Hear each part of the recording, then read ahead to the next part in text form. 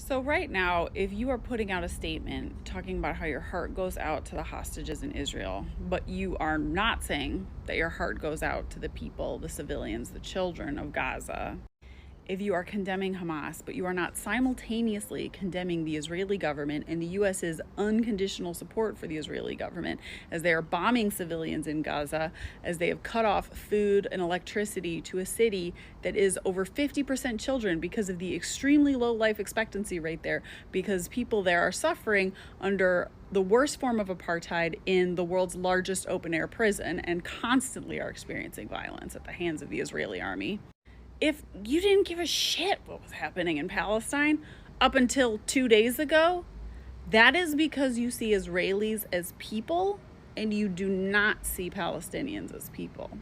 And if you live in the US and that's you, it's understandable if you haven't been paying attention, because the Western media is extremely white supremacist. And that is how racism works.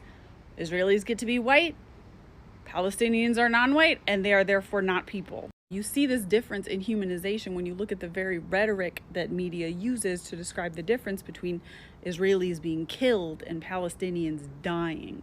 In the obfuscation of Israeli military aggression and settler aggression by calling such things clashes.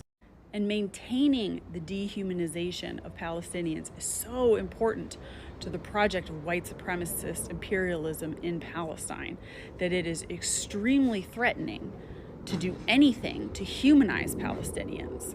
Which is why my suggestion yesterday, which I always make whenever there's violence in occupied Palestine, that people read a book, any book by a Palestinian author. That is so threatening to people. People take that as anti-Semitic, the suggestion that you read a book by a Palestinian.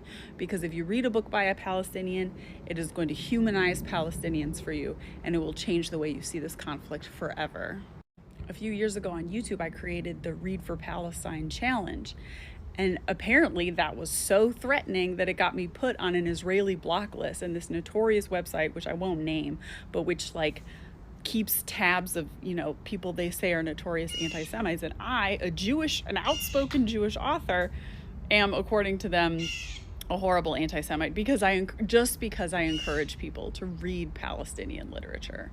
So before you fix your mouth to say anything about what is going on in Israel and Palestine right now, ask yourself, have you sought out Palestinian voices to listen to?